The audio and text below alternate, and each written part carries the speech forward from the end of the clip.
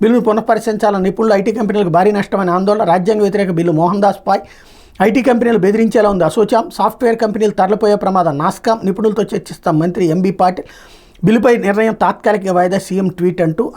కర్ణాటకలోని ప్రైవేటు సంస్థల్లో స్థానికులకు ఉద్యోగావకాశాలు కల్పించిన నిర్ణయంపై కాంగ్రెస్ ప్రభుత్వం వెనక్కి తగ్గింది. పారిశ్రామిక వర్గాలు, దిగ్గజ టెక్ కంపెనీల నుంచి పెద్ద ఎత్తున వ్యతిరేకత రావడంతో బిల్లును తాత్కాలికంగా నిలిపేసింది. ప్రైవేట్ సంస్థల్లో స్థానికులకు రిజర్వేషన్లు కల్పిస్తూ కేబినెట్ చేసిన తీర్మానం తాత్కాలికంగా పక్కన పెడుతున్నామని సీఎం సిద్ధరామయ్య చెప్పారన్నట్టు వార్తని హైలైట్ చేశారు. మరోవైపు మహారాష్ట్రానికి 2 అంటూ నాస్కాంకి మంత్రి లోకేష్ ఆహ్వానం కూడా ఇక్కడ హైలైట్ చేశారు. లేకపోతే ఎర్రమట్టి దెబ్బల్లో తవ్వకాలకు బ్రేక్ అన్నటువంటి వార్త. ఆంధ్రజ్యోతి కథనంతో కదలిక. దెబ్బల తవ్వకంపై సీఎంఓ సీరియస్. ఆ ప్రాంతాన్ని పరిశీలించి చేసి పన్నులు ఆపేయాలని ఆదేశాలు. ప్రొక్లైనర్లు వస్తే సీజ్ చేయండి. అనుమతులపై గట్టిగా నిలదీత. నీళ్లు నమిలిన అధికారులు. 2 నోటీసులు, 1 సస్పెన్షన్ అన్నటువంటి వార్తను హైలైట్ చేశారు.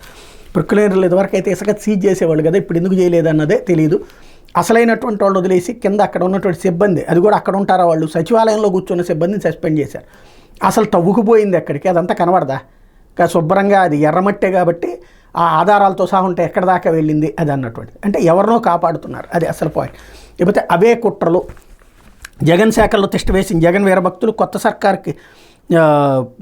సర్కార్కి తొలి రోజుల నుండి సమస్యలు. ఉద్యోగులు జీపీఎస్ జీవో కుట్ర వారి పనే. బాబుకు అప్రతిష్ట తేవాలనేది వారి లక్ష్యం. అందుకే 13వ తేదీన ఆ జీవో ఫైల్ అయితే బాబు ప్రమాణం చేసి జూన్ 12వ తేదీతో జీవో. న్యాయ ఆర్థిక శాఖలోని 2 నిర్వాహకం. వీరిద్దరూ ఉద్యోగ నేత వెంకటరామరెడ్డి అనుచరులు. బాబుకు ఉద్యోగులను దూరం చేసే కుతంత్రం.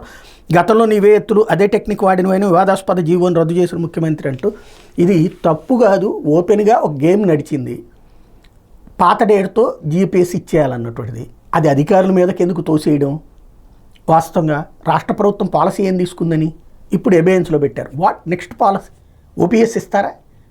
అంటే తప్పు జరిగిపోయిన తప్పు కాదు, ఒక ఎత్తేసారు. అది ఫెయిల్ అయినప్పుడు అది అధికారుల మీదకు తోసేసేటటువంటి తంత్రం. ఇది అసలు వాళ్ళని కవర్ చేసేసి ప్రభుత్వం చెప్పకుండా